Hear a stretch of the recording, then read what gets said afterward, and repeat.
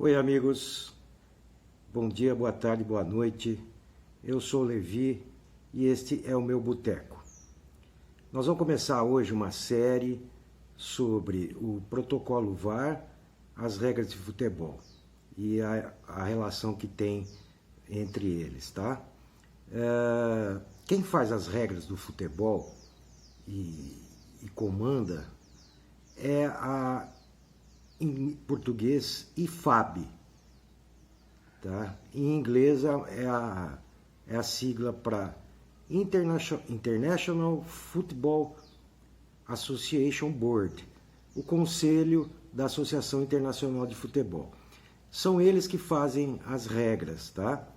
E eu vou deixar um link aqui depois para vocês poderem acessar direto do site deles e pegar as regras. Eu estou aqui com uma cópia, tá aqui, e vou dar dar uma lida nelas aqui, tá? Então, se vocês me verem abaixando aqui, é porque eu estou dando uma olhada, porque não dá para decorar. E vou falar principalmente do começo, são 12 protocolos, tá? E vamos conversar um pouco sobre cada um aqui. Vou tentar ser rápido e não vou fazer nada para deixar o negócio chato aqui, tá? Então vamos lá. O primeiro protocolo diz que o VAR faz parte da arbitragem, tá? O árbitro de vídeo, ou o vídeo árbitro, por isso em português o VAR, né? Ele faz parte da equipe de arbitragem e só pode assistir o árbitro, ou seja, só pode chamar o árbitro, ajudar o árbitro em 4 casos, tá? Quais são eles? Gol ou não gol, tá? Aqui, se a bola entrou ou não, se a bola saiu antes de algum lançamento ou não, se teve uma falta antes ou não, e uma série de coisas que estão mais detalhadas para frente. O segundo caso, pênalti ou não pênalti, tá? Também revisar algum pênalti que o árbitro deu ou que ele não marcou. Cartão vermelho direto, ou seja, se o árbitro dá um cartão vermelho direto, o VAR pode chamá-lo para dizer que está errado ou coisa assim, tá? Mas não uma segunda advertência, ou seja, se o árbitro dá um primeiro cartão amarelo e depois dá um segundo cartão amarelo e expulsa, o VAR não pode ser chamado, o VAR não pode chamar o árbitro. E erro de identificação por parte do árbitro, tá?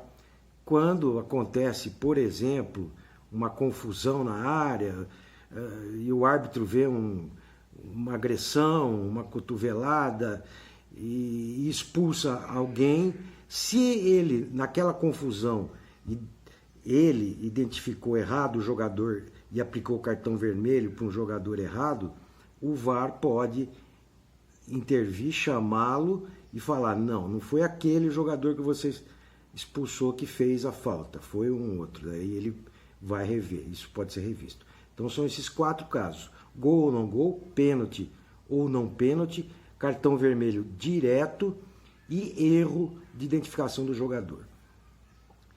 O segundo diz que o árbitro não pode não tomar uma decisão, ou seja, esperar o VAR para tomar uma decisão.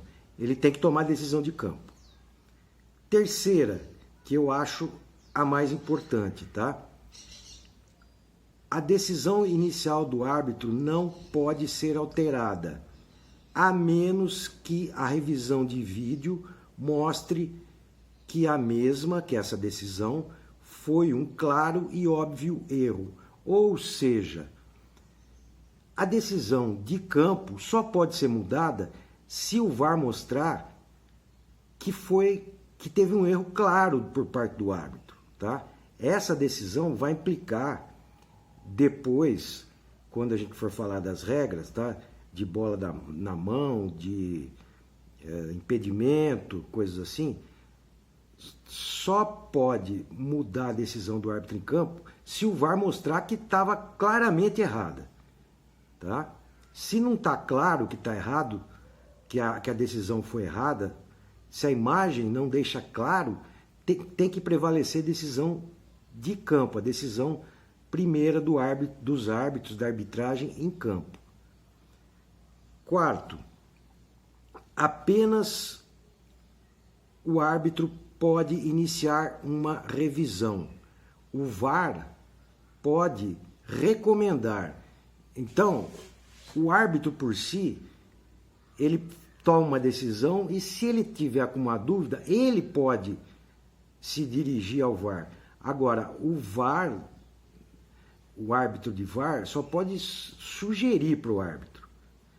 Isso é uma regra meio confusa, porque se o árbitro de VAR sugere, a não ser que o árbitro tenha muita certeza ali, e for um árbitro realmente que sabe da decisão que ele tomou, hoje o que está valendo mais, principalmente aqui no futebol brasileiro, ele vai lá ver o que está acontecendo, né, e fica aquela coisa. Dificilmente eles tomam uma decisão assim firme, principalmente aqui no Brasil. A decisão final, é a quinta agora, a decisão final é sempre tomada pelo árbitro. Então é o árbitro que decide, não é o árbitro de vídeo. O árbitro decide, ele pode ir lá consultar o VAR, pode ver a imagem, mas a decisão é dele. A decisão final é dele, é do árbitro de campo. Sexta, não há limite de tempo para um processo de revisão. Tá certo? Essa eu não preciso nem ficar falando o que é. Pode demorar, como às vezes demora 200 anos para o árbitro ver, fica aquela bagunça toda, mas aqui no protocolo diz que não tem limite para isso, não tem limite de tempo para isso. Sétima, os jogadores e os outros elementos oficiais não devem rodear o árbitro ou tentar influenciar a sua decisão. Ou seja, aquela coisa de ficar em cima do árbitro enquanto ele vai ver o VAR, tudo, não pode. Tá? O árbitro pode e deve advertir os jogadores. Oitava, o árbitro deve estar visível durante todo o processo de revisão para garantir a transparência. Ou seja, tem que mostrar lá ele tem que ter, para ver que ele realmente está vendo a imagem, que é isso que vai alterar a decisão dele ou não, né? A nona, se o jogo prosseguir após um incidente que depois é revisto, qualquer ação disciplinar tornada necessária durante o período que se segue ao incidente não é cancelada. Ou seja, se reiniciar a partida e um jogador for agressivo, fizer alguma agressão e for expulso, mesmo que volte a decisão do início da jogada, antes da jogada pelo VAR, a expulsão continua valendo, porque foi uma agressão. Tá? Basicamente é isso que quer dizer. 10.